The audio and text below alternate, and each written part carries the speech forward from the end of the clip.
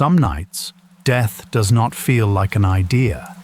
It feels like a quiet shadow resting beside everything you love.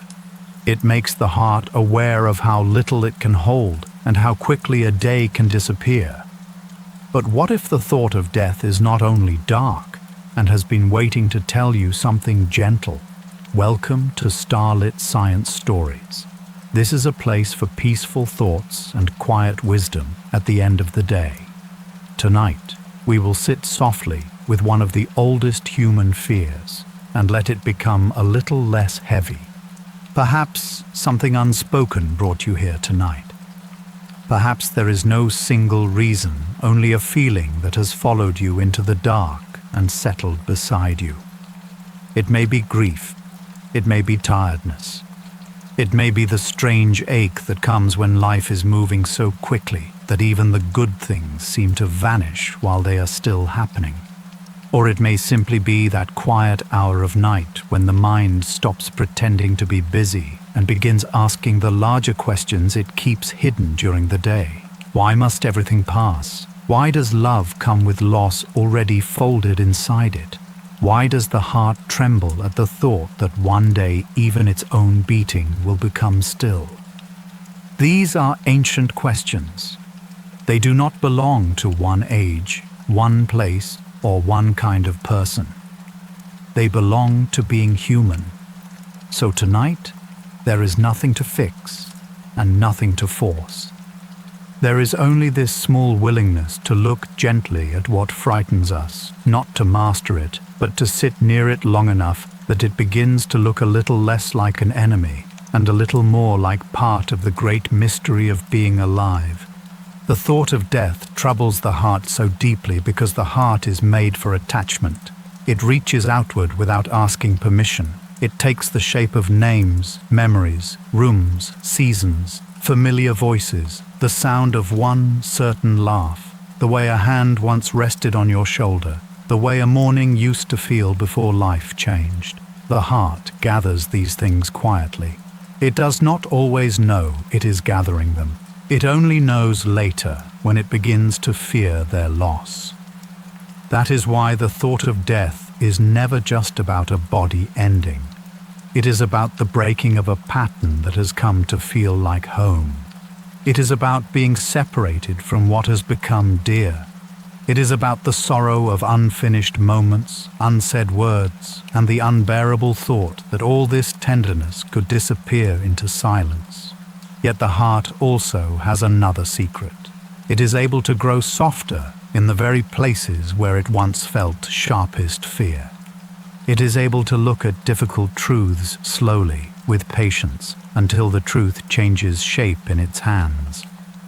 And if that can happen with anything, it can happen here too. You may have noticed that death often enters the mind in very ordinary moments, not always during funerals, not always in hospitals, not always when loss has already arrived. Sometimes it comes while folding a shirt that belongs to someone you love. Sometimes it comes while washing a cup in the sink, or while listening to a child laugh in another room, or while noticing how much older your own hands look under the light than they once did. Sometimes it comes in the middle of joy, which can be the strangest moment of all, because happiness itself can make the heart suddenly aware of how fragile everything is. A beautiful afternoon can become almost painful because it cannot last. A face can become more precious in the very moment it is most alive, simply because some quiet part of you knows that nothing can be held forever. So the fear of death is not separate from love. It grows in the same field. It rises from the same tenderness. And if we sit with that truth long enough, something inside it begins to soften. Maybe tonight you are not afraid of death in some abstract way. Maybe you are afraid of leaving too soon, afraid of not having said what needed to be said, afraid of being misunderstood at the end, afraid that life has moved past too quickly and you still do not know whether you have really lived it the way you wanted to. These are tender fears. They do not need to be judged. They only need a little room to breathe. There is a quiet dignity in admitting that life feels precious because it does not last. There is nothing weak about feeling troubled by that. In truth, the ones who feel death most deeply are often the ones who feel life most deeply too. They are the ones who look at small things and know they are not small. They know that one more ordinary breakfast with someone beloved is not ordinary at all.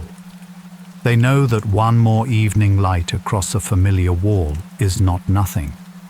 They know that one more chance to say thank you, or I remember, or I was glad for you, is a sacred thing. And that knowing can hurt, but it can also become a kind of wisdom. There is an old honesty in admitting that one day your voice will be gone. One day your plans will remain unfinished. One day the world will continue without asking whether you were ready. This is a difficult truth, and part of its difficulty lies in how indifferent time can seem. Morning comes, evening comes, seasons turn. People pass each other in streets and shops and trains. Birds still lift into the air. Rain still touches the window. Even when one life ends, life itself keeps moving. That can feel cold at first. It can make the human heart feel small. But there is another way to see it. The world continuing is not proof that a life did not matter. It is only proof that life is vast. A single candle cannot light the whole sky, and yet its flame is still real. A single song cannot fill all silence forever, and yet it is still a song. A single life cannot remain in time without end, and yet it can still be beautiful, still be warm, still leave traces of kindness that reach farther than the life itself ever knew. Marcus Aurelius once wrote, "You could leave life right now." It sounds severe when heard too quickly. It can sound like a warning, almost harsh, but perhaps it was never meant to be harsh. Perhaps it was a tired human being reminding himself not to sleepwalk through his days, not to speak carelessly as if there would always be another chance, not to postpone simple goodness, not to act as though life were an endless hallway with light always waiting at the far end. He was not trying to darken life with death. He was trying to illuminate life with honesty. When he placed mortality beside the ordinary day, he made the day clearer. A meal became more precious. A conversation became more alive. A small act of fairness became more important. The face across from him became more miraculous because it was not permanent. In that sense, death was not only something that ended life, it was something that revealed life. It placed a gentle border around each hour and said, "See this while it is here." It is strange how often the mind tries to protect itself by looking away. It tells itself there will be time later to rest, time later to love better, time later to understand what truly matters, time later to forgive, to call, to write, to notice, to be fully present. And sometimes there is more time, but sometimes there is not. This is not said to frighten you tonight. It is said because part of peace comes from no longer asking life to promise what it never promised. The ache around death is often made sharper by our secret bargain with time. We live as though tomorrow owes itself to us. We expect one more season, one more chance, one more ordinary week. Then, when the thought of mortality arrives, it feels like an interruption. But what if life was never ours in that way? What if it was always something given only moment by moment, breath by breath, without contract, without guarantee, and yet still with astonishing generosity? You may feel, as many hearts do, that the hardest part is not your own ending alone, but the unfinished quality of being human. To live at all is to leave some things incomplete. There are books never read, apologies never spoken, places never seen, old wounds never fully understood, talents only partly grown, questions still open. No life, no matter how long, gathers all it wanted. No heart finishes every conversation it hoped to finish. There is something humbling in this. The human story is rarely tidy. It trails off in the middle of things. There are drawers left half full, ideas left half formed, stories left half told. Sometimes that incompleteness frightens us because we have imagined a life should arrive at some final state of completion before death can be met peacefully. But perhaps that imagined completion was never the true measure of a life. Perhaps a life is not a neat circle closed perfectly at the end. Perhaps it is more like a hand that opened, reached, touched, trembled, gave what it could, and then rested. Even ordinary days are passing beyond return while they are still unfolding. This is one of the saddest truths and one of the gentlest. The morning cup that seemed unimportant this week will one day belong to a vanished season of life. The familiar hallway, the drive home, the sound of a loved one moving in another room, these quiet things are already becoming memory even as they happen. The mind rarely knows it in time. It usually learns later. Later it says, "That was a precious year and I did not know it." Later it says, "That simple period was a kind of paradise and I only noticed once it was over."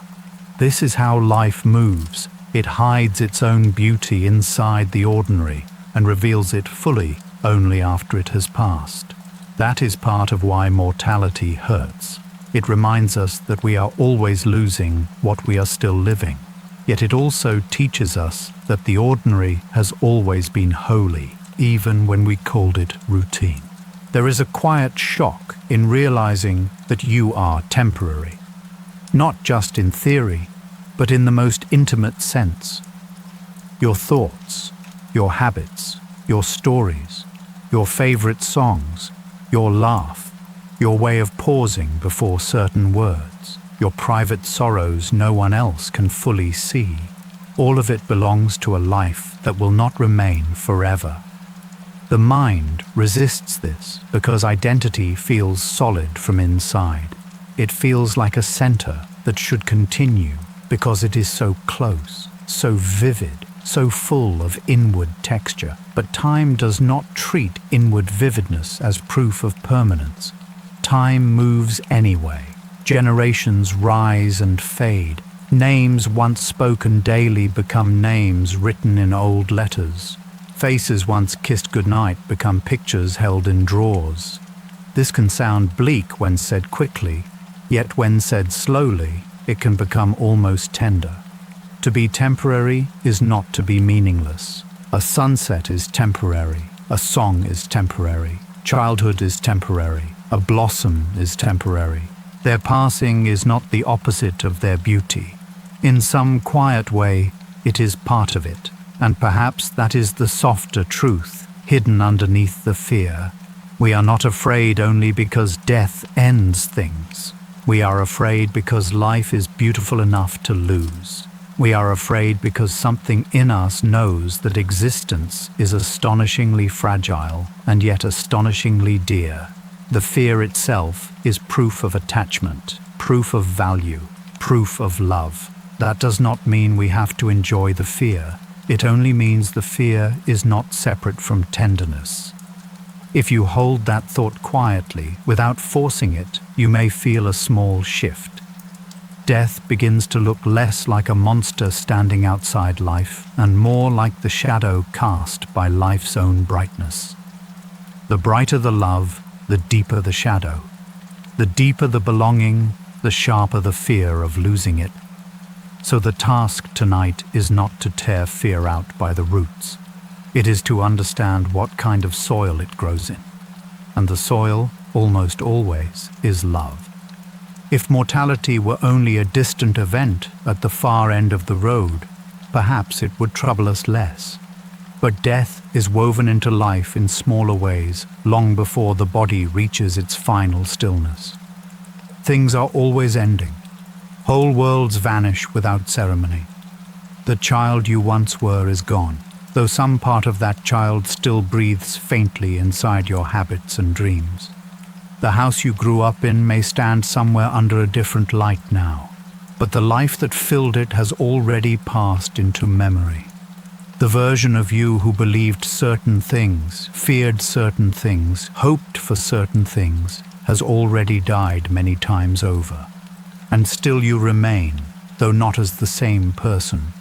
This is one of the hidden truths that can make death feel a little less foreign. You have been practicing change your entire life. You have been releasing forms, identities, seasons, expectations, and certainties over and over again, often without even naming what was happening. Think of your own face across time.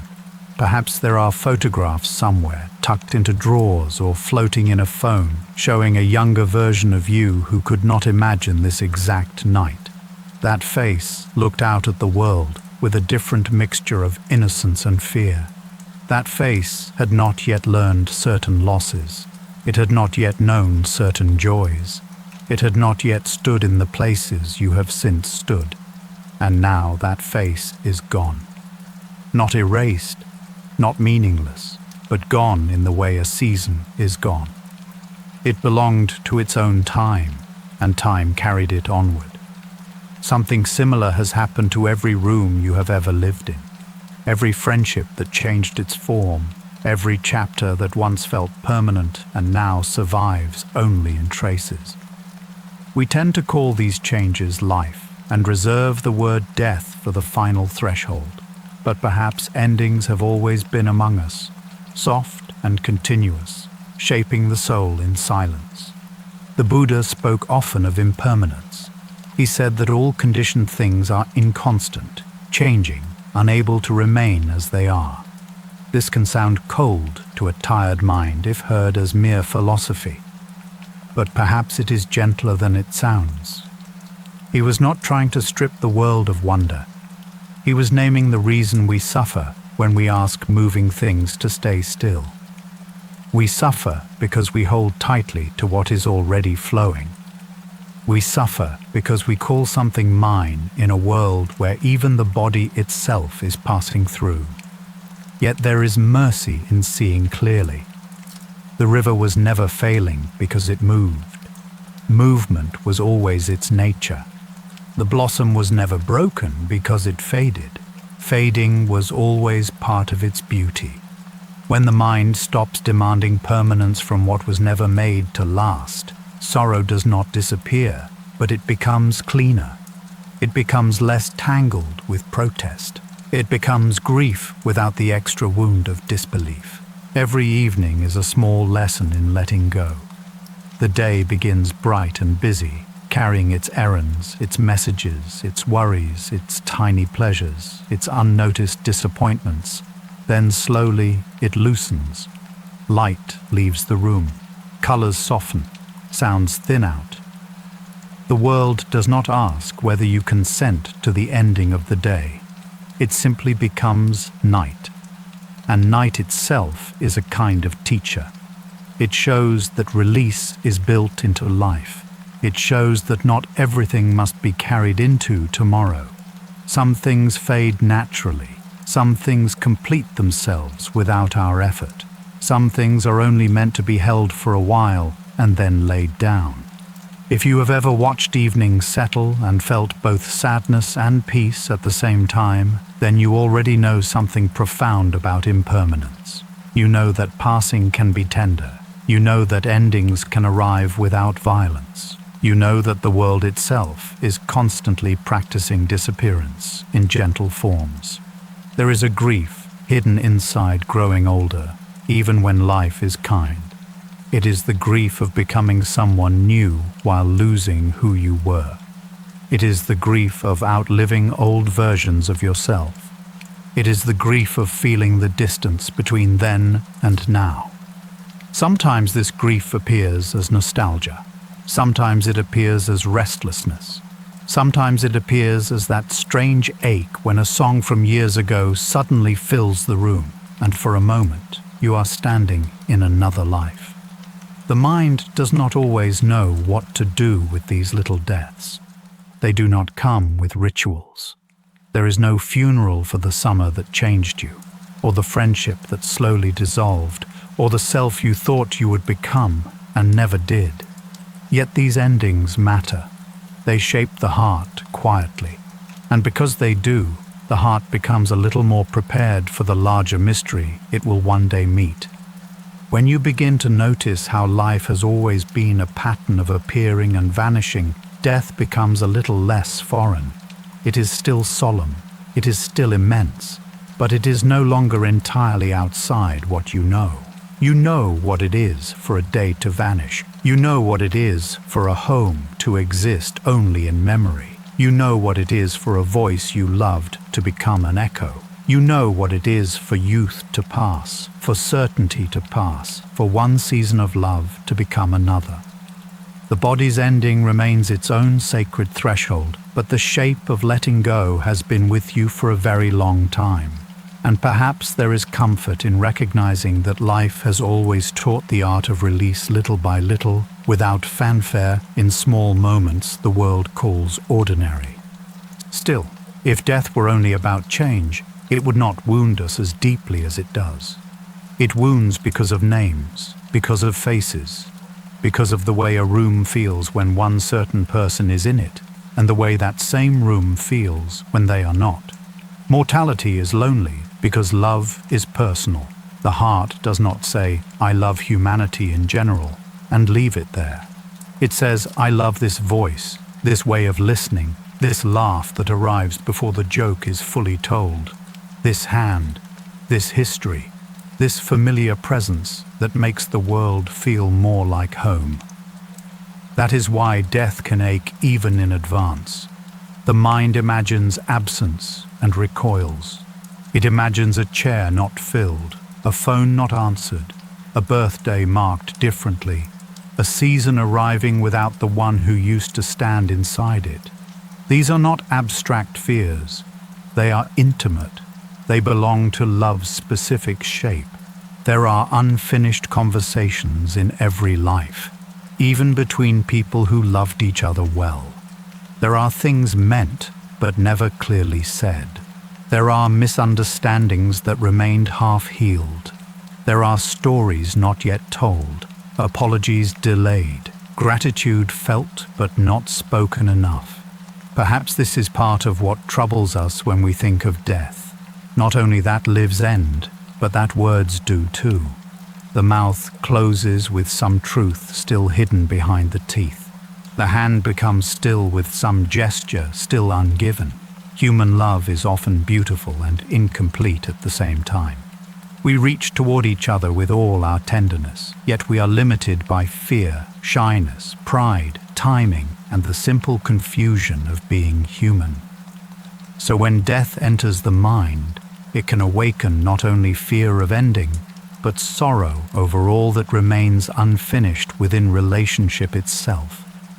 The heart wishes for one more evening, one more walk, one more chance to say the exact thing it now knows. The fear of being forgotten lives close to this sorrow. Many people carry it quietly. They do not always speak it because it can feel childish or vain, but it is neither. It is human. To live at all is to wish in some deep and tender place that the life was seen, that the joys and efforts, the pain endured, the love given, the simple existence itself mattered enough to remain in someone's memory. There is something heartbreaking about imagining the world going on until even your name is no longer spoken by anyone who knew your voice. Yet perhaps what aches there is not a hunger for fame, but a longing for belonging. To be remembered means, in some quiet sense, that you truly touched the fabric of another life. It means you were not a sealed island.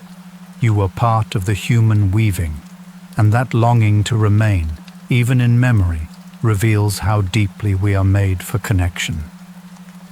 Rumi had a way of speaking about departure that did not flatten grief, but widened it. He wrote as someone who knew longing and transformation, someone who sensed that the soul might not be moving toward emptiness, but toward a greater home. In his language, death does not always appear as theft. Sometimes it appears as a return, a movement from one room of existence into another we cannot yet understand. One does not have to adopt any certain belief tonight to feel the softness in that image. Even if the mind remains unsure, the heart may still rest for a moment in the possibility that what we love is not simply thrown away by the universe, that perhaps the deepest parts of being are not random scraps of dust, but notes in a music too large for us to hear all at once. Rumi makes room for grief and wonder at the same time, and that combination can be very gentle to a restless heart. If you have ever mourned someone, you may know that grief has its own strange intelligence. At first, it feels only like absence. The room is wrong, the air is wrong, the world keeps moving in ways that almost offend the aching heart. But over time, grief sometimes reveals a hidden truth. It reveals that only something deeply loved can be deeply missed. The pain is not proof that love failed. It is proof that love mattered. The emptiness is shaped exactly like the presence that once filled it.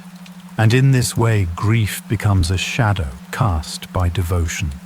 This does not make it easy. It does not make nights suddenly light, but it can make sorrow feel more sacred. Instead of seeing grief as a cruel punishment, the heart may begin to see it as the echo of having truly cared, truly belonged, truly opened. That is a dignified sorrow. It hurts, yes, but it also honors. Sometimes the loneliness around mortality is not about losing others. Sometimes it is about the private fear that no one can accompany you into the deepest part of your own ending. People can stand near, they can hold a hand, speak softly, keep vigil, but no one can cross that final inward threshold for another. There is a solitude there that every human being eventually faces. Perhaps this is one reason death can feel so intimate, so almost unspeakable. It touches the place where each life is singular. No one else has your exact consciousness, your exact inner weather, your exact way of knowing what it is to be you. And one day that inward world, so full of subtle textures no one else can entirely enter, will fall silent. The loneliness of that thought can be sharp. Yet there is also something quietly noble in it. To be a person at all is to be entrusted with a singular soul, a singular perspective, a singular passage through time. The solitude is painful because the gift is rare. Love often responds to mortality by wanting to hold harder, to keep, preserve, protect, secure, guarantee. The heart begins bargaining in ways it barely notices. It says, if I worry enough, maybe nothing will be lost. If I think through every danger, maybe I can keep everyone safe. If I cling to each moment tightly enough, maybe it will not slip away. But this effort is exhausting. It turns tenderness into tension. It turns love into vigilance. It makes the body unable to rest because it is trying to do the impossible. And the impossible here is to own what was only ever given temporarily. To love is beautiful. To grasp in fear is painful. The line between them can become blurred, especially for hearts that have known loss.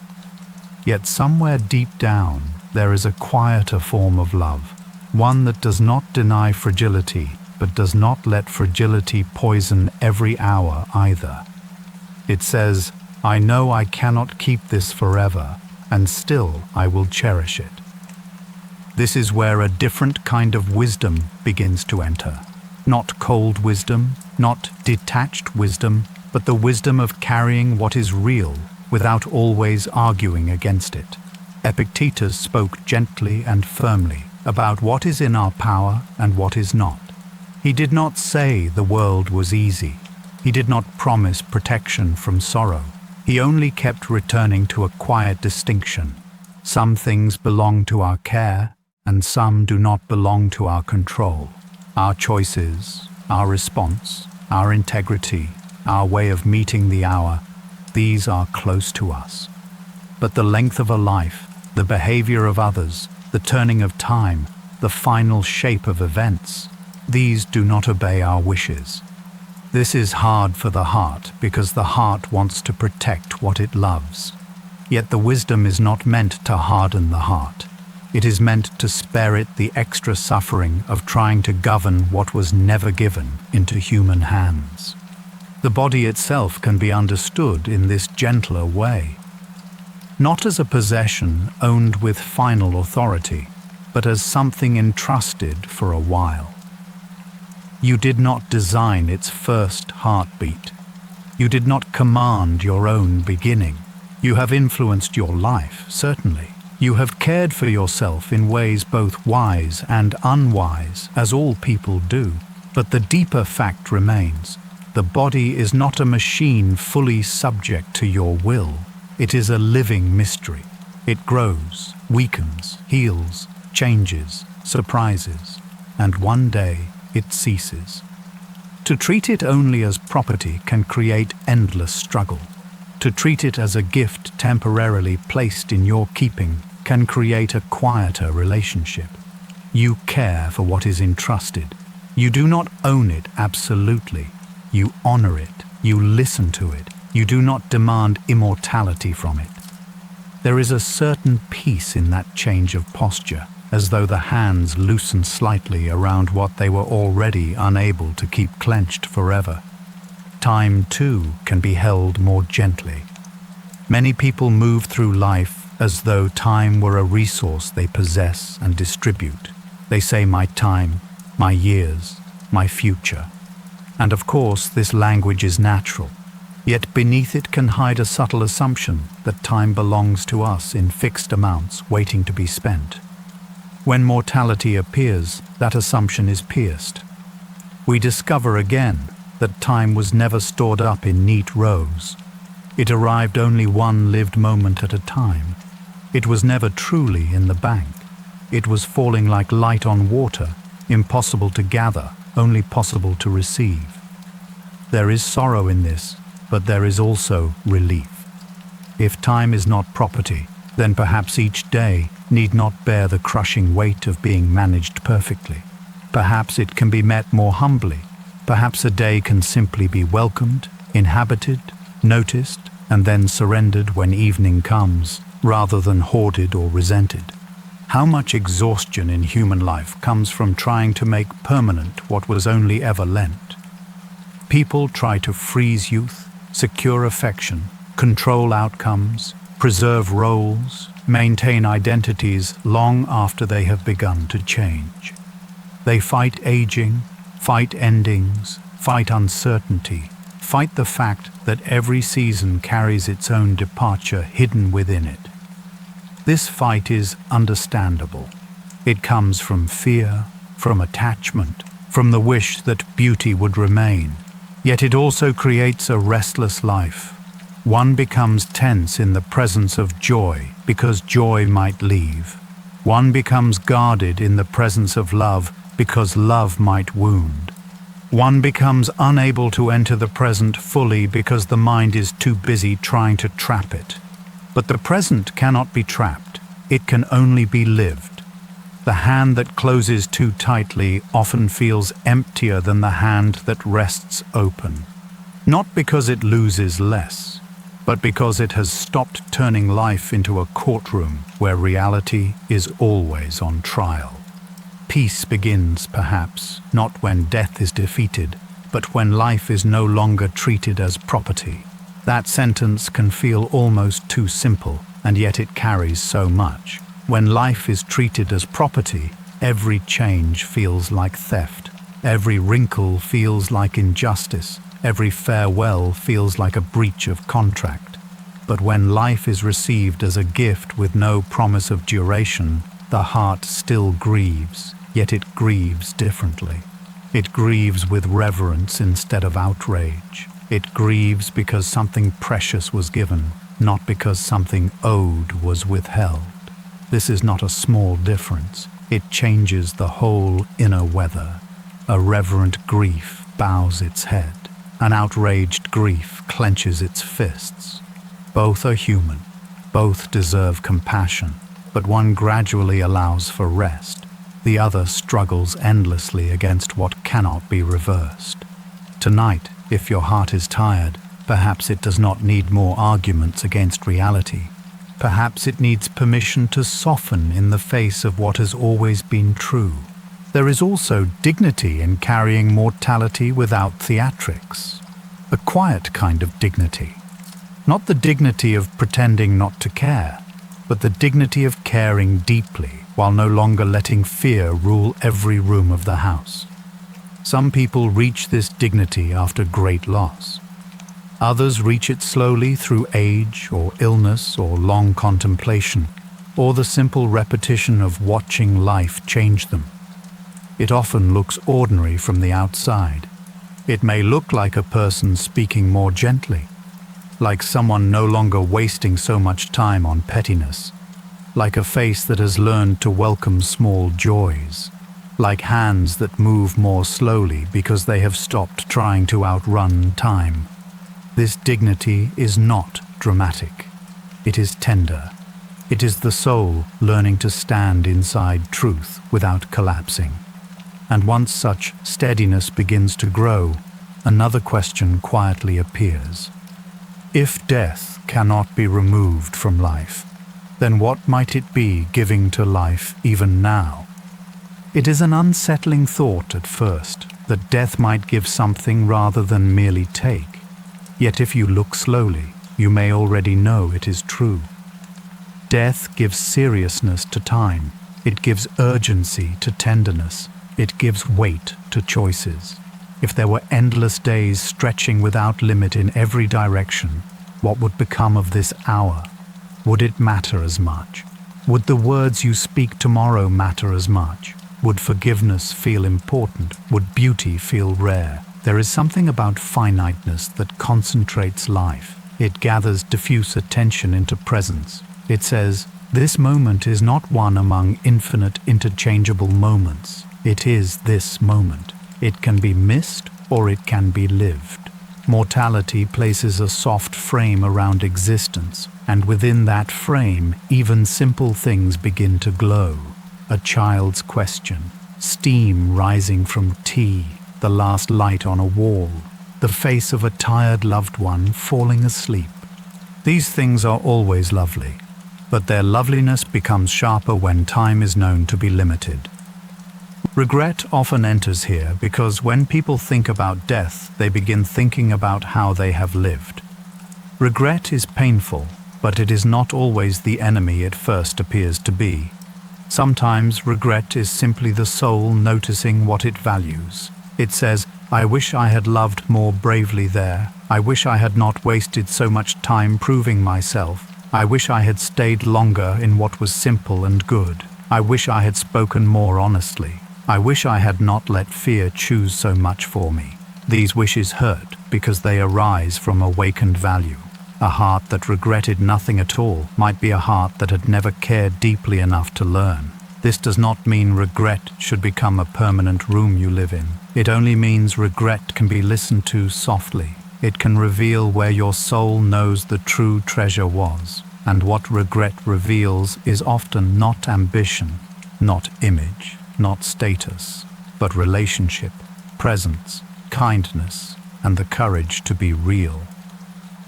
Viktor Frankl lived close enough to suffering to know that meaning is not found in easy slogans. He knew that human beings can be stripped of almost everything and still remain responsible for how they meet the next moment. His vision of meaning was never about grand achievements alone. It was about answering the hour that is actually given, sometimes through love, sometimes through endurance, sometimes through the dignified way one bears what cannot be changed. This is deeply relevant to the thought of death, because mortality makes every hour finite, and when the hour is finite, the question becomes more tender and more real. not what will I do with endless time, but what is asked of me in this brief portion I have. Frankl invites the soul away from vague dreaming and toward quiet participation in the life that is present. That invitation can calm the fear of death in an unexpected way, because it turns attention from endless future uncertainty back toward meaningful presence now. Imagine for a moment a life without ending. Not a longer life, but a truly endless one. How might love feel in such a life?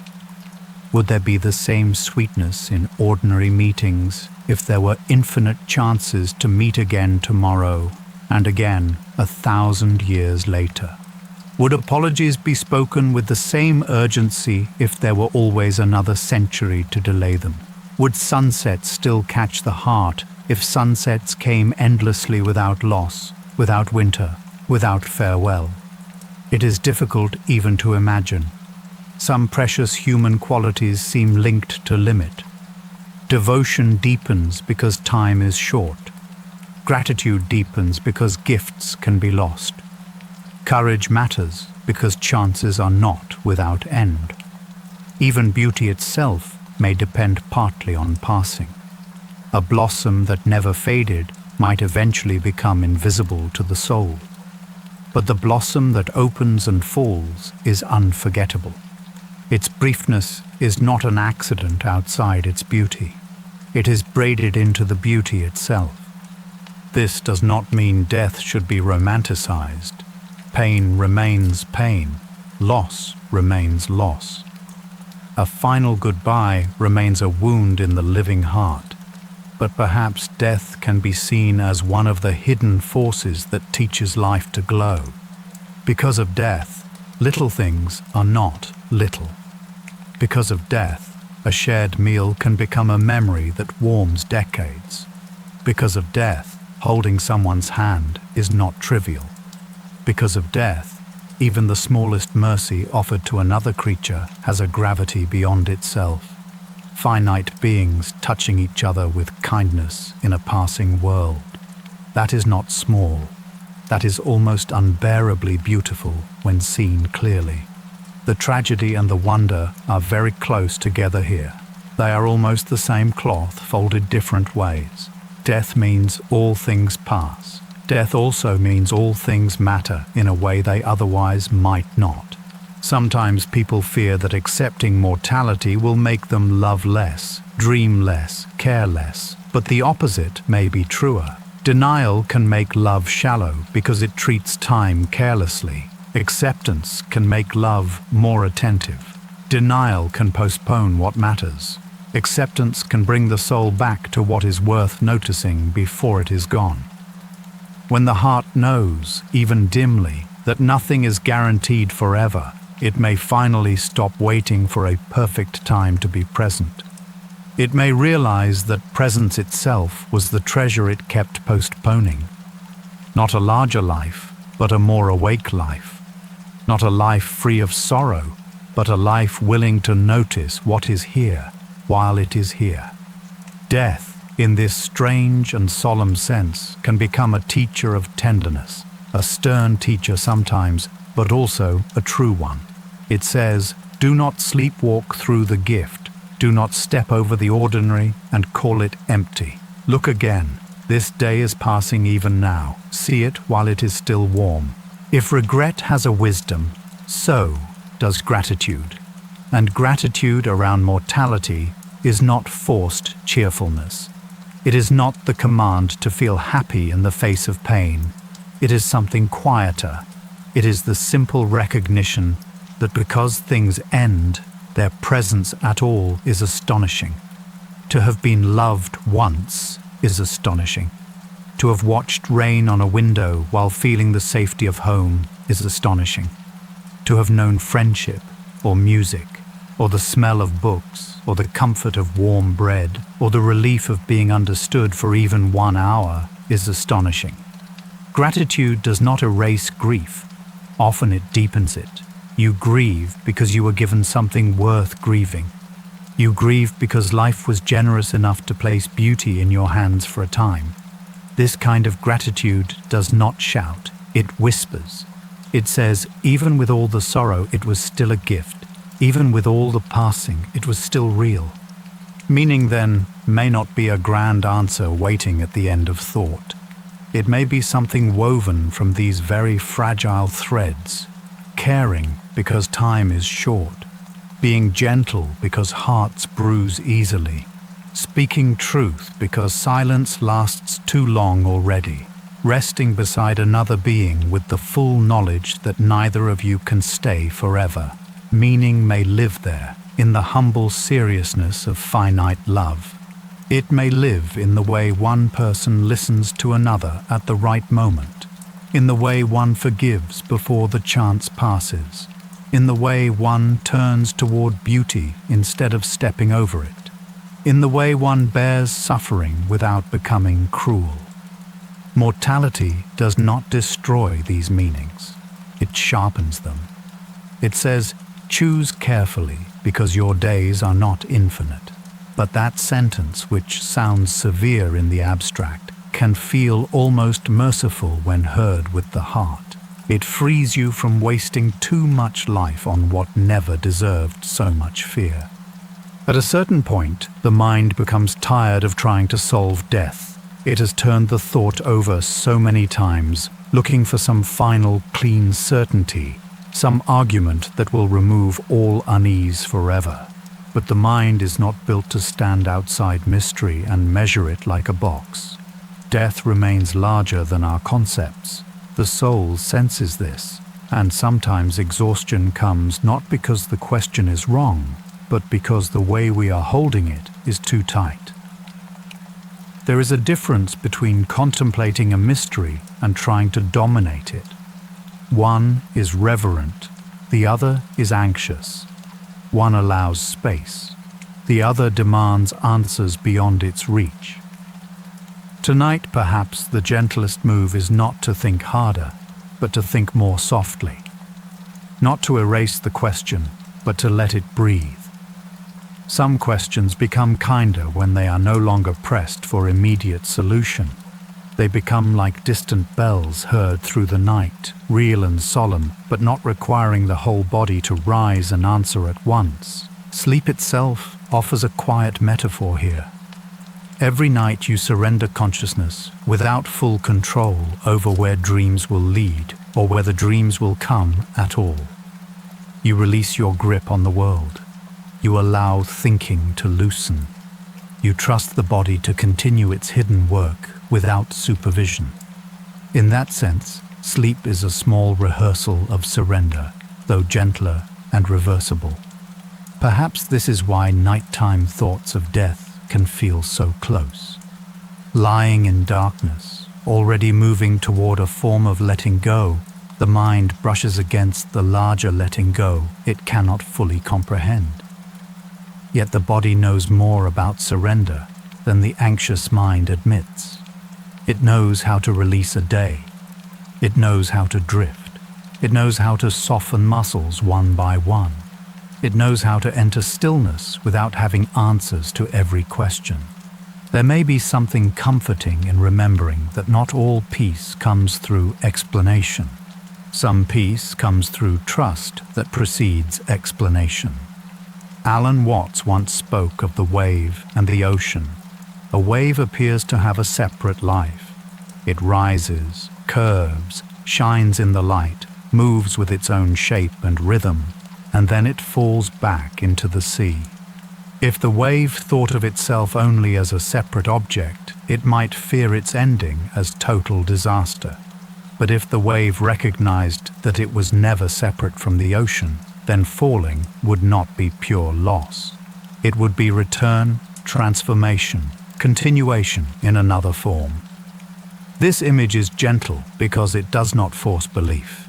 It simply loosens the hard edges around selfhood.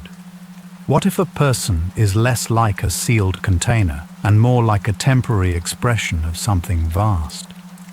What if consciousness itself is not merely a private possession, but a movement within a greater mystery? The image does not solve death. It does not need to. It only widens the room, and sometimes a wider room is enough for the frightened heart to breathe more freely. Many fears around death are fears of separation. Separation from self, from loved ones, from all that feels familiar, from the known world of names and objects and mourning rituals.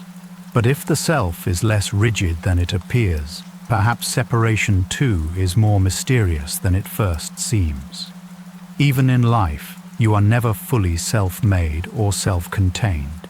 You are composed of relationships, memories, inherited gestures, shared language, borrowed songs, gifts received from people you may never know by name. Your body is earth-gathered temporarily into form. Your mind is shaped by countless encounters. Your inner life has been touched by books, weather, cities, strangers, griefs, meals, kindnesses. You are already an interwoven being. The idea of absolute separation was always partly an illusion. This does not erase the pain of parting, but it may soften the picture. Perhaps the deepest truth of you was never isolation. Perhaps it was participation, belonging, and entanglement in something older and wider than your separate fear can grasp. There is also peace in admitting the limits of thought. Human thinking is marvelous. It builds bridges, writes poems, remembers childhood, studies stars, asks impossible questions. But thought is not infinite. It cannot step outside mortality and come back with neat diagrams of what lies beyond. Sometimes the mind suffers because it insists on certainty where only wonder is available. It wants a map for a country no traveler has returned from in the ordinary way. It wants assurance precise enough to silence every trembling nerve. Yet life itself does not offer this kind of assurance even about tomorrow morning. We live always with uncertainty, though we often hide from the fact. The sun rises most days, but each day is still, in a profound sense, unguaranteed. And somehow, life continues anyway. Love continues anyway. Breathing continues anyway. The heart may find relief not in knowing everything, but in no longer expecting the universe to answer every fear in the language of proof. What if death is not a cruel interruption of life, but one of the ways life completes its rhythm? Morning to evening, inhale to exhale, bloom to fading, arrival to departure, opening to release. The whole natural world moves in patterns of appearing and dissolving. Clouds form and disappear. Waves rise and fall. Leaves unfold and then loosen into air. The mind often accepts these rhythms in nature more easily than in itself. It says yes to autumn for trees, but no to ending for human lives. Yet we are not separate from the same great process. We are among its most tender expressions, perhaps because we know enough to love and fear and wonder. But we are still expressions within it, not exceptions standing outside it. There is humility in this thought, and perhaps even comfort. To die would not be to break the law of life. It would be to take one's place within the law life has always lived by. If this feels too large to accept fully tonight, that is all right. Nothing here needs to be swallowed whole. It is enough if one small thought grows gentler inside you. Enough if death begins to feel a little less like a cold wall and a little more like a mystery that can be approached without panic. Enough if the body, hearing these words, loosens 1 degree further into the bed. Peace does not arrive all at once. Often it arrives the way evening does, by slow dimming, by subtler shadows, by sounds growing softer one by one. The heart rarely lets go in a single dramatic moment. More often it unclenches quietly around a thought it no longer needs to fight so hard. Tonight, you do not need final certainty. You only need enough softness to rest beside the question without being devoured by it. It may help to remember that every human being who ever lived has stood somewhere in relation to this same mystery. The kings and workers, the the saints and doubters, the young and the old, the beloved and the forgotten, the ones who spoke bravely and the ones who trembled, all have been held inside this shared human condition. Death is singular for each person, and yet it is also one of the deepest places where all people resemble one another. No amount of talent, wealth, beauty, intelligence, or power removes one from this kinship. In a strange way, mortality is one of the most democratic truths in existence. It strips the world of many pretenses. It reminds us that beneath our roles and costumes, we are all fragile beings passing through time, hoping to love and be loved before the light changes. There can be comfort in this commonness. You are not standing outside the human story tonight. You are standing within it. When the mind is anxious about death, it often rushes ahead. It imagines the final moment, the unknown after, the sorrow of those left behind, the pain of separation, the silence after sound. It runs so far ahead that it forgets where the body actually is. Here, now, breathing, resting, or trying to rest. There is no need to drag the whole future into this 1 hour. This hour has its own shape. In this hour, the blanket has a certain weight. The room has a certain quiet. The breath rises and falls. The body asks not for metaphysical certainty, but for gentleness. Not all problems can be solved by thought in the middle of the night. Some can only be met by returning to the present, in which they are not yet happening. Death will have its own time. This is not that time. This is the time of lying here, hearing words, feeling breath, and being alive enough to wonder. And being alive enough to wonder is itself a tender miracle.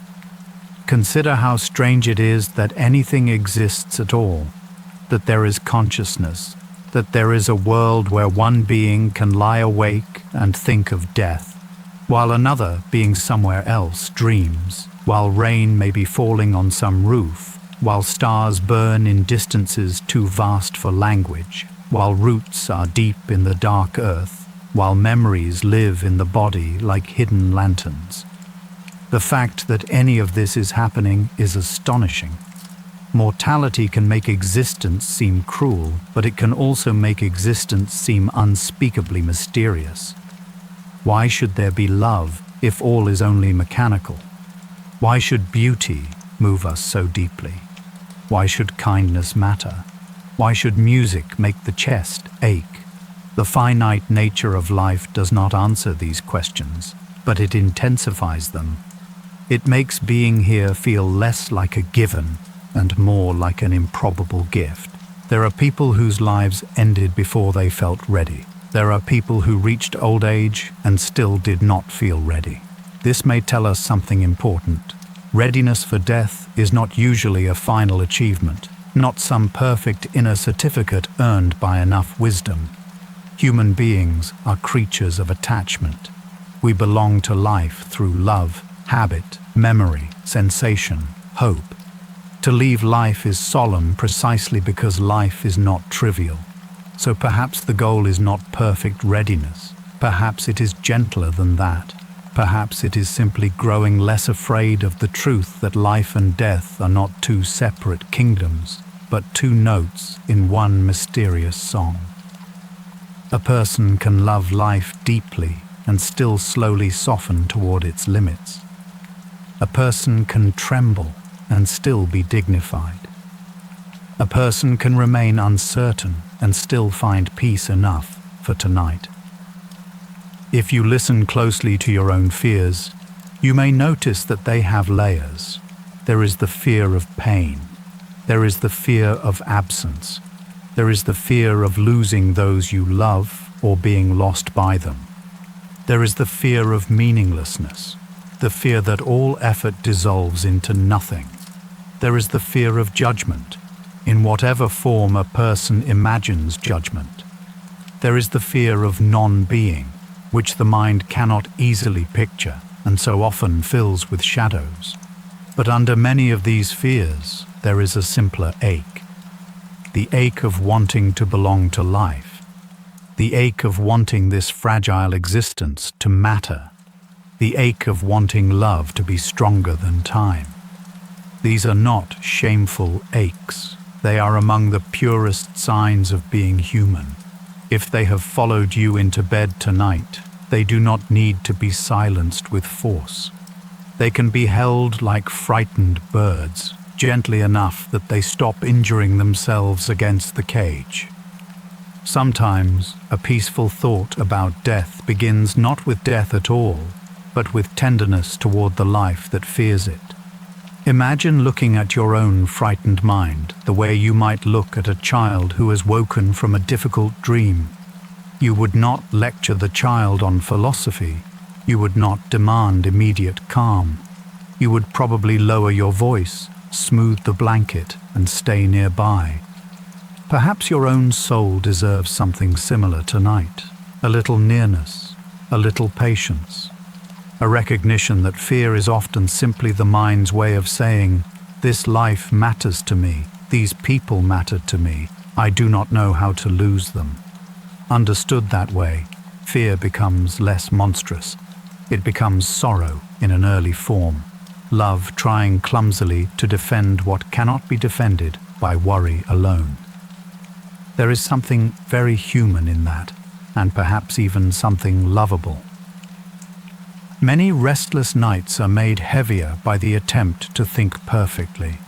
The mind keeps circling, hoping the next thought will bring final relief. But not all relief comes from better arguments. Some relief comes when a thought has been accompanied long enough that it no longer feels like a stranger.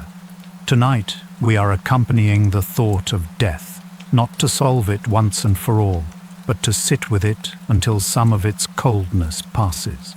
That is already happening, perhaps so slowly that you barely notice. The word itself may still feel solemn, but maybe it is beginning to feel less jagged. Maybe it is beginning to stand in the same room as love, impermanence, gratitude, mystery, and the simple passing of days. Sometimes a fear softens not because it shrinks, but because it joins a larger family of truths and no longer stands alone in the dark. You may think now of someone you miss, or someone you fear losing, or some former version of your life that has already gone. If so, there is no need to push the image away. Let it come softly if it comes. Let the face be a face. Let the memory be warm if it is warm, sad if it is sad, mixed if it is mixed. Human memory is rarely pure in one direction. It carries sweetness and ache together. That is all right. If tears live somewhere close tonight, they do not disturb the meaning of peace. Peace is not the absence of feeling. Sometimes peace is the atmosphere in which feeling can finally rest without pretending to be something else. A tender memory can lie down beside peace. A grief can exhale beside peace. Even fear can sometimes curl up and grow quieter when it realizes it no longer has to shout to be heard. There are quiet forms of courage that do not look like courage from the outside. Lying awake and not fleeing your own deepest questions is one of them. Loving people while knowing you cannot keep them forever is one of them. Continuing to notice beauty after loss is one of them. Allowing yourself to feel gratitude in a passing world is one of them. These are not loud forms of bravery. They do not receive applause, yet they may be among the most real. Human life asks for this kind of courage again and again. Not the courage of conquest, but the courage of tenderness under fragile conditions. To stay open in a world where everything changes. To stay kind in a world where nothing can be guaranteed. To stay wonderstruck even while carrying sorrow. This is not small. It is perhaps one of the noblest things a soul can do. And maybe that is part of what death reveals. Not only that life is short, but that gentleness is urgent. Pettiness begins to look strange when placed beside mortality. So much of what consumes human energy during the day begins to appear flimsy at night. Old competitions, minor resentments, the endless need to appear important, the small performances by which people hide from their own vulnerability. Death has a way of burning through some of these illusions. It asks quietly, when all the noise has passed, what remains? Often what remains is simple. Love remains. Memory remains. The wish to have been true remains. The wish to have been kind remains. The longing to have touched life directly, not only through distraction and noise, remains. In this sense, thinking about death can clear the air. It can return a person to what is most alive in them. When you were younger, perhaps death seemed very far away, almost theoretical. Or perhaps it did not.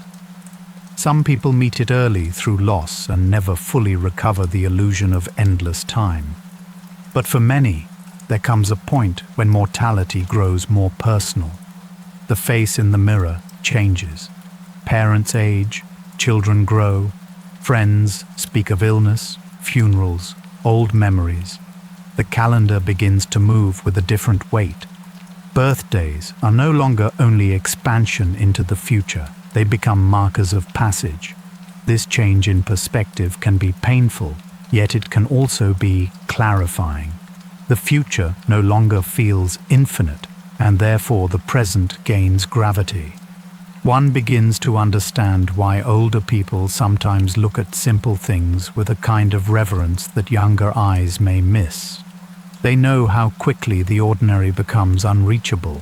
They know that one more spring is not guaranteed. They know that life is not only happening, it is vanishing and therefore glowing. This does not have to make tonight grim. In fact, it can make tonight gentler. Because if life is vanishing even as it glows, then perhaps this very moment deserves unusual tenderness. Not because it is perfect, not because your life is fully understood, not because every wound is healed, but because this moment exists at all and will not come again in exactly this form. The version of you lying here now, hearing these words with your own private history behind them, will never exist again in just this way. Tomorrow will bring a slightly different self. Morning will already alter the shape of what this hour means. There is something moving in that, something worth meeting softly. The present need not be grand to be sacred. A quiet room can be sacred. A tired body can be sacred. A restless mind reaching for peace can be sacred too. As the night deepens, it may help to think less in terms of final answers and more in terms of wise companionship. Some thoughts cannot be solved, but they can be accompanied. Death may be one of them. What you need from philosophy at this hour is not a system so much as a handrail, something steady enough to lean on while the mind moves through dim territory.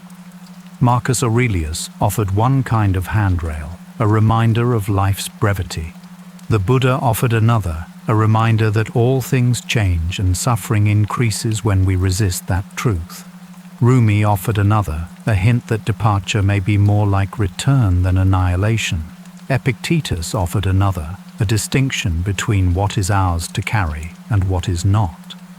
Frankl offered another, a reminder that meaning lives in how we answer the moment given. Alan Watts offered another, an image of belonging larger than the separate self. Each handrail is partial, each is human. Together they do not erase mystery. They only help you walk beside it more gently. It is possible that peace about death is not a destination one reaches, but a rhythm one enters and leaves many times through life. There may be seasons when the thought barely troubles you, and seasons when it returns with surprising force. Grief may make it louder, Illness may make it louder. Joy may make it louder. Aging may make it louder. Or the deep stillness of midnight may simply give it enough space to be heard. None of this means you are failing. It only means you are alive enough to sense the edge of things. Some nights the edge feels sharp. Some nights it feels almost luminous. Tonight perhaps it can feel, at least for a while, less like a blade and more like a shoreline. A place where one world meets another, not yet crossed, not fully known, but real and strangely beautiful in the moonlight of thought. If the heart asks, "But what about the ones I love?" there is no answer that cancels the ache. Love and mortality remain bound together. To love anyone is to accept, whether you say it aloud or not, that loss is possible. And yet love remains worth this risk.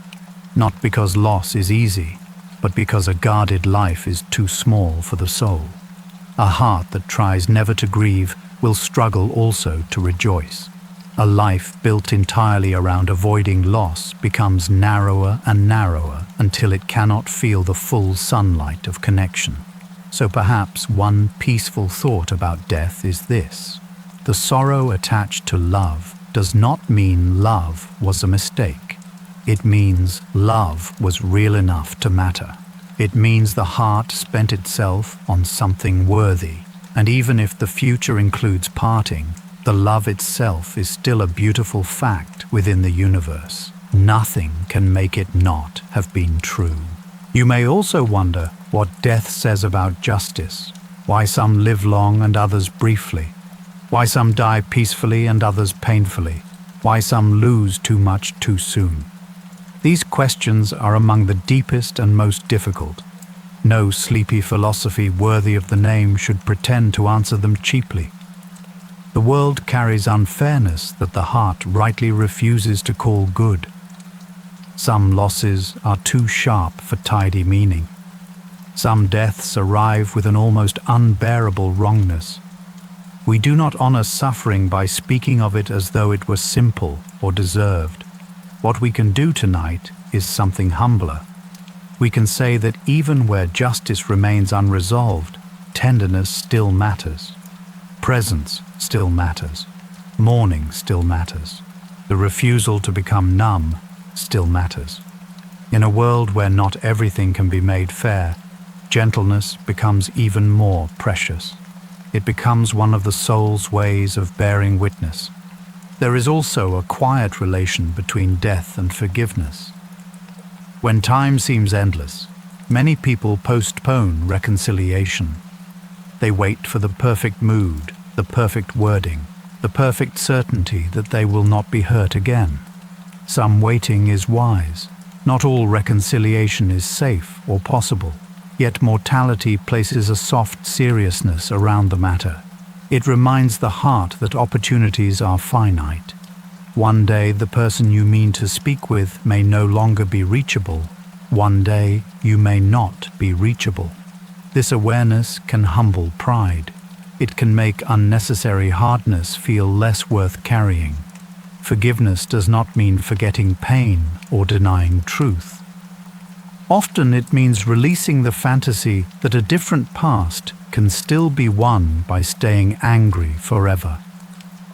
Death teaches the value of not dragging old poison across too many remaining days. It asks, with quiet gravity, what would you rather carry into your limited time? And what about the fear of non-being, the blankness the mind cannot imagine? This fear can be especially difficult because imagination fails at the edge of it. The mind pictures darkness because it cannot picture nothing, and then frightens itself with its own picture. But darkness is still a kind of experience, still something seen from somewhere. Pure non-being cannot be held inside an image. Perhaps then some fear arises from the mind, filling the unknown with scenes that do not truly apply. This does not solve the mystery, but it can expose one source of panic. The mind fears its own representation. Yet not every unknown deserves the same shape of terror. Much of life has always been lived inside the unknown. Before birth, before memory, before tomorrow, before sleep, beyond the next breath even. We are more familiar with mystery than we admit. We have always been held by things we could not see ahead of time. Think of how often life has changed without your permission, and yet later revealed unexpected forms of goodness.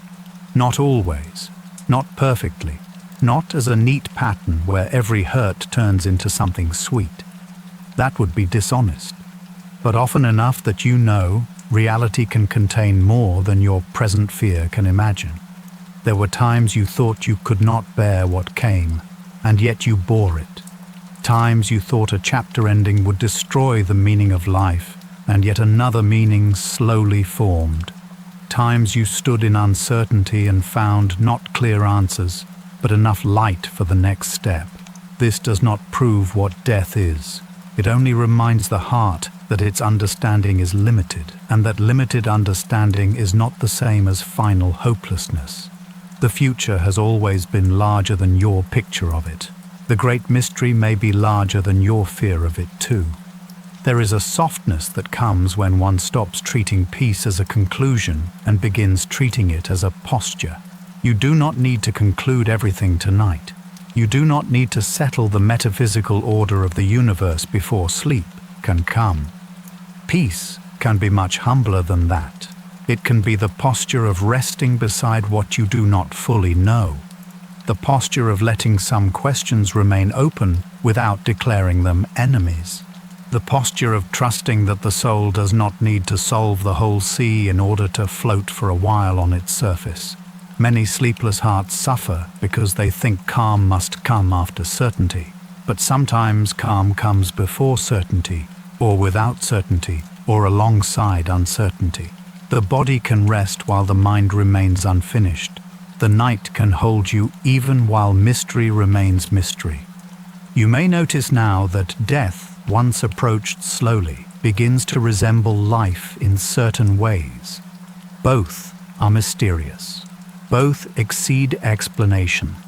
Both involve surrender. Both ask us to let go of fantasies of complete control. Both reveal how little we truly own and how much we are given. Both awaken love. Life awakens love through presence. Death awakens love through absence, or the possibility of absence. They are not the same, of course, but they are deeply related. To accept life fully is already to accept a life that ends. There is no separate version available, no human existence made only of spring and never of winter. To want life without death is understandable, but it is also to want another universe.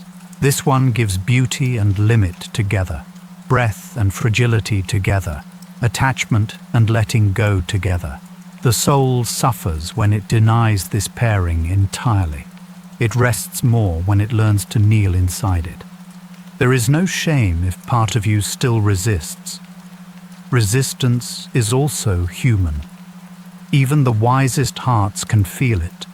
You might hear all these thoughts and still feel some secret place inside saying, "Yes, but I do not want it to be true." That is all right. Peace is not the same as agreement. You do not have to approve of mortality to live more gently with it. You do not have to feel ready to say farewell to this world in order to let your shoulders drop tonight. Some truths are endured before they are accepted, and some are never fully accepted at all, only carried with growing grace. The soul moves in circles. It returns to old fears, old griefs, old questions. Yet each return can be different. A little less panic, a little more space, a little more tenderness toward your own frightened humanity. That is enough. And perhaps secretly, much of what the heart wants is not immortality in the abstract, but reassurance that love is not meaningless, that kindness is not wasted, that the beauty you have known is not trivial simply because it does not last forever. Here, the deepest peaceful thought may be very simple. Things do not need to be permanent in order to be real. A song ends, and still it was real. A childhood ends, and still it was real. A conversation ends, a season ends, a life ends, and none of that erases the reality of what was lived inside them. Passing is not the same as falsehood. Impermanence is not the same as insignificance. In fact, some of the truest things you have ever known were also the briefest. A glance, a forgiving smile, a summer evening, a word spoken at the exact needed time. Their brevity did not weaken them. It made them gleam. This can change the way one thinks about a whole life. Instead of asking whether a life lasted forever or achieved every imagined milestone, one might ask whether it was true in the moments given. Did it notice beauty? Did it receive love and offer love where it could? Did it speak honestly enough? Did it learn something of compassion? Did it become a little less proud, a little more tender, a little more awake to the sorrow of others? These are modest questions in one sense, but also immense. A life need not be famous to be full. It need not be flawless to be meaningful. It need not conquer death to have been beautiful. Sometimes the most beautiful lives are those that quietly touched others, endured pain without spreading it, and left behind a trace of gentleness. Mortality does not cancel such lives. It frames them. It says, here, for a while, this person existed, loved, suffered, wondered, and added their note to the human music. As you lie here, you may sense how the fear of death often narrows around one single word. Mine. My life. My people. My future. My memories. My body. My unfinished plans. This word is natural. It is how the soul marks intimacy. But it is also where clinging often gathers. To say mine can be sweet, but it can also become heavy when the world refuses to stay owned. One of the quiet gifts of wisdom is learning how to love without turning love entirely into possession. This does not make love colder. It makes it freer. It allows affection to breathe. It allows gratitude to replace some of the panic around holding on. It says, you were given this person, this day, this body, this season, not as guaranteed property, but as a mysterious companionship for a while. Enjoyment may deepen in that posture. Fear may still exist, but it no longer has to choke the sweetness out of every beautiful thing. And if tonight the thought of your own death feels less sharp than the thought of losing someone you love, that is understandable. Many hearts would rather bear their own ending than imagine the ending of those dear to them. Love often thinks that way. Yet here too there may be a peaceful thought hidden inside sorrow. To love someone fully is not to protect them from mortality. No one can do that. It is to meet them warmly in the time you share, to let them be real to you, to notice them, to delight in them where delight is possible, to accompany them through the ordinary weather of being human, to be there in ways both spoken and unspoken. If death one day parts you, that parting will hurt because the companionship was real. But the pain of parting does not erase the goodness of having walked together.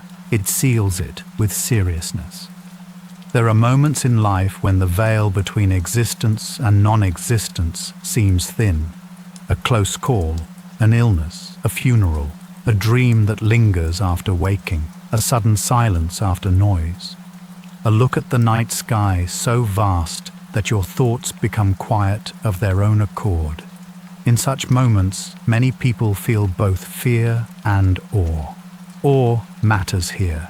It is easy to overlook, yet awe can be one of the most healing responses to mortality.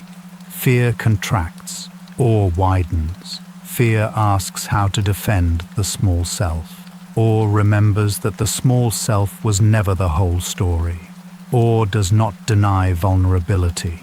It simply places vulnerability inside a larger context, where life appears not only tragic, but mysterious, luminous, and interconnected. Awe is a very soft medicine. It does not argue with fear. It invites the soul to look up from it for a moment and notice the vastness in which all things rise and fall. That vastness can be found in the sky, yes, but also in very intimate places. In the depth of another person's eyes when they speak honestly. In the silence after a meaningful sentence. In the way memory can carry the dead so vividly that for a second they seem near again. In the body's own quiet wisdom as it breathes without consulting the mind.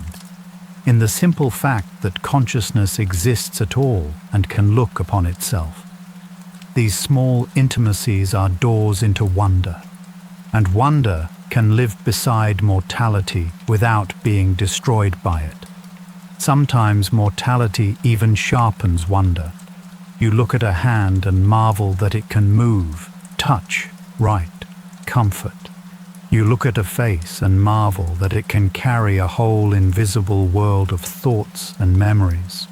You look at a life and marvel that it arose from mystery, lasted for a while, and left traces. Wonder does not cancel grief, it ennobles it. There is also a peaceful thought in recognizing that not everything valuable can be measured by duration. We often live as though longer automatically means better, deeper, more successful. But this is not always true. A brief kindness can alter a whole life. A short friendship can awaken something permanent in the soul. A conversation of 1 hour can be remembered for decades. A child's few years can contain immense meaning. A final season of tenderness can redeem much before it. This does not mean length is unimportant. Most hearts would ask for more time, not less. Yet when time has been brief, it does not follow that what happened within it was small. Some lives are like candles that burn for a short time and still fill a whole room with warmth. To see this is to loosen the cruel habit of measuring worth only by duration. As the body grows more tired now, perhaps you can feel that death has begun to shift from a hard idea into a softer horizon, still present, still solemn, but less sharp at the center of the chest, more like a distant shoreline, real but not demanding immediate travel. That is enough for tonight. The purpose was never to erase mortality. It was only to sit beside it until some gentleness returned to the room. And perhaps gentleness is returning. Perhaps the breath is a little slower. Perhaps the forehead has loosened. Perhaps the hands are less ready to clench around every unanswered thing. The mind may still wander back to its old fears, but it may do so with less force. The thoughts may still come, but they do not have to arrive like doors slamming in the dark. They can arrive like slow footsteps, heard and then allowed to pass. If you want, you may begin now to feel the body more simply, not as a future body that will one day end, but as this present body lying here now. The heaviness of the legs, the quiet of the chest, the face resting into the pillow, the small warmth gathered under the blanket, the breath arriving without being earned. This body has carried so much. It has carried years, names, labor, sorrow, affection, disappointment, healing, anticipation, loss. It has gone through rooms you can barely remember now. It has held you through seasons you thought might never end, and it is here still, asking for rest. There is tenderness in honoring that. Tonight, the body does not need to solve mortality. It only needs permission to stop working so hard for a while, to sink, to soften, to be carried by gravity and breath rather than by effort. You do not have to decide what you believe about everything beyond death tonight. Belief can remain unfinished. Questions can remain open. Doubt can remain in the room without spoiling the peace. Human beings often imagine they must choose between certainty and despair, but there are softer middle places. There is reverent unknowing. There is hopeful uncertainty. There is trust without full picture. There is simple willingness to admit, I do not know, and still be gentle with what I do know. I know that love is real because I have felt it. I know that grief is real because it hurts. I know that beauty is real because it stops the heart for a moment. I know that kindness matters because its absence wounds and its presence heals. These truths may not answer every question beyond death, but they are not nothing. They are solid lights near at hand. And so the mind can begin to loosen from the need to go farther tonight. It can stop at the edge of what it knows and rest there. It can say, here are my questions, and here too is my breath. Here is my fear, and here too is the soft weight of.